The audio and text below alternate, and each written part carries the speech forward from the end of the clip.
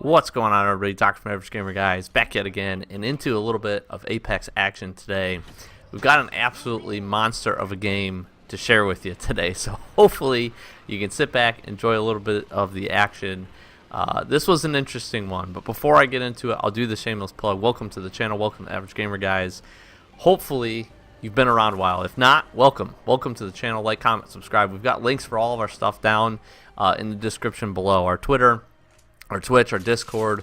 We're doing a lot more streaming. We're doing a whole bunch of stuff on top of YouTube. So be sure to follow us on all those different platforms. Definitely join our Discord so that you can just be part of the community. And Discord's the best opportunity if you want to go and watch and hang out with us on any streams or anything else that we do, which we're doing a lot of Apex, a lot of Rocket League, and some other games as well. So I got to put the shameless plug in up first. But let's get in and start talking about this game here. This was a really cheeky game. So I was working through, and I've just been trying my best to get the bonus battle experience for the Battle Pass. So you can say what you will about the Battle Pass for Apex. Definitely some things that could probably be worked on. But also, to be honest with you, there's some good things about it. The best I've found is to really try to grind the Battle Pass points and try to work towards that. And so I made it for the second week. I was making a pretty concerted effort to try to use Gibraltar. I will tell you that he's not good. And I think anybody will tell you he's not the greatest of characters just because of the giant hitbox. I'm starting, as I use him more and more, to get used to his dome shield, his ultimate ability, which tends to actually be okay. But there's a lot of drawbacks for him. We have this absolute monster of a game with him at the start here, and it gets a little cheeky here as well, and I wanted to share it. So it was one of those games where, like, it could have easily went the other way. We made some decent decision making, had a little bit of good gunplay here, and just overall was a solid game. One of my better games from a damage perspective that I've had. Kills wise wasn't too terrible either. So I wanted to show it off. And I'm a big fan of I'm a big fan of this triple take. This gun is definitely growing on me. It's probably one of my actual favorite guns at this point. And so we had some pretty good snipes with it. We had some pretty good team plays overall. The start to this game, I'm a big fan of dropping hot. I want to get into some action, get some kills, get the fingers warmed up. And at this point, I'm in this game and I'm like, I just want to get some Battle Pass experience. I've got a couple of kills, but I don't want to leave my teammates here. And we get into this like 3v1 situation, and it turns pretty cheeky. Here's the thing in this game. I'm a big fan of aggression, especially if you can hit your shots. This game is super team oriented to be able to play that way, and being able to get an advantage, a 3v2 or a 2v1s are absolutely huge. But sometimes you got to have some tactical retreat. You got to play a little tactical decision making. This team in here had really no idea where I ended up going, and this guy makes a pretty decent move. Unfortunately, I couldn't hit him here, and so I'm seeing here. I'm obviously, my teammates end up going down, and I'm like, I've got to figure out a way to kind of put this in my favor. Not a big fan of the Peacekeeper, to be really honest with you, but it did its work here. One, I wish I would have grabbed that. Grab that big shield battery there. Ended up missing it.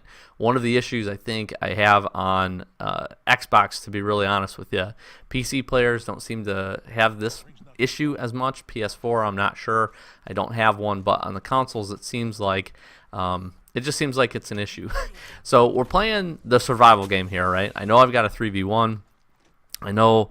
I've got to play this smart. Probably not the smartest to take that shot right there, but we're going to find an opportunity here to try to go revive our teammates, at least get our teammates banners, and to make the moves that we need to. Tried to get some height advantage there. It didn't really work too much for me. But when you drop hot, this is something that happens, and being able to kind of play tactically and play smart and knock the same guy twice is obviously a benefit to that Mirage was not having a good day for me. I wish I could have finished off some of these kills or even got myself into a 1v1 situation there. That's kind of what I was hoping with the first pickup, but we ended up making the clutch banner save here, which I was really pretty happy with, especially playing as the big boy Gibraltar. That is inherently the biggest problem with this character, is just the hitbox, right? And he also feels like he runs uber slow, which isn't the case, but it does definitely feel like that. So we get off the spicy respawn. We're still alive. We get our teammates in here, and then we start going about trying to get everybody outfitted, right? If you've ever been in these games, you know that it's all about, honestly having a little bit of gear and then being able to get into fights and win a few of them. So very quickly, this is not the same team that we end up running into, but this was just one of those games where we just kept going basically from fight to fight to fight. And my teammates, in their defense, not very geared up here, but I hear some guys. We start to see some squads fighting, and I'm like, man, we've got to at least pick one of these fights. We've got to win it, and hopefully the gear that these guys have, we can pick up. This is where I knew the triple take was good. I've been a big fan of it for the last couple of weeks, to be honest with you. But this is where it really started to shine, in my opinion. And while it has, in my opinion, some damage consistency issues, it's a solid sniper, and it's one of those things where if you can hit your shots with it, just like if in my opinion, the longbow, really solid. I'm not a huge fan of the longbow just from the perspective of I think its fire rate is a little bit too slow. Now, some of you disagree with me, especially if you can get a skull piercer on it and you can start hitting your headshots. It's a monster for damage. In my opinion, the triple take is in the same boat, right? So being able to hit a good shot where you get all three onto target is absolutely critical. So I think we played some strategic moves here. We definitely got a little bit lucky in this game because we go from kind of being the first engagement into essentially a third party for this fight. So me and my teammate remaining are able to kind of get in there and start getting some work done. And again, we're just going to kind of sit back. Feels like we're playing it a little cheeky, but we have to since we're down a teammate, and hopefully mop up and just deal some damage all around. That's one thing with third-party fights is I feel like sometimes it's easy, especially when you're playing with a team you're not super familiar with. Rushing into a third-party fight can be a little bit dangerous from the perspective that you just have to be careful and pick your timing. If you rush in and both teams still have all three people alive, granted they might have some damage on them, you might put yourself in a bad situation where you end up becoming the pinch. We get some pretty gnarly snipes in here to knock down a couple. A teammate made a good push up there to get some additional damage done. We found an opportunity to mop up a couple more, and then I realized that oh shoot, we've still got one. Purple armor is not something I want to come up against. We make some clutch shots here to pick that up, and then finally we can get some looting done. So we make our way into what ends up being like the second or third to last circle here, and 5 squads left, pretty small area, just the 2 of us left, and again still rocking some triple take action. And this thing with the precision choke is an absolute monster. I was pretty happy with this whole scenario right here. And I think we picked up some pretty solid opportunity. I think this is the other thing with this game that is really important, especially as you start to get some time in. And it was very similar with a lot of your battle royale modes, especially as you start to get towards the end in these bottom circles. Positioning is absolutely huge, right? So this guy up here actually has some really solid positioning to be able to be up top. Obviously a Pathfinder being able to get up there, and you can see this circle is absolutely tiny for 4 squads. We played, I think, a really good positioning game here. We got aggressive enough to keep people from immediately pushing us. but also not super aggressive to put ourselves at any risk to a flank. And here is where Gibraltar kind of came in a little clutch. His ultimate ability comparative to Bangalore's comes in much, much faster, and I think that was really beneficial there. We didn't get the knock or the kill up top, but that definitely pushed that guy off of that position. I didn't actually end up, I don't think, getting the kill for the guy that I knocked that was ziplining either. But we're putting ourselves in a decent position, hopefully, again, to have some of these other squads fight it out. And that's what we needed to do. We also had a decent position inside the circle. We had a good opportunity to get into the next circle. So if you're struggling in this game and you're trying to figure out where to fit, especially if you're not playing with a full team of 3, I think it's really important that you got to look at your positioning. Positioning is absolutely huge in this game. And for me, being Gibraltar and having this big old hitbox, we had to be in the same boat here.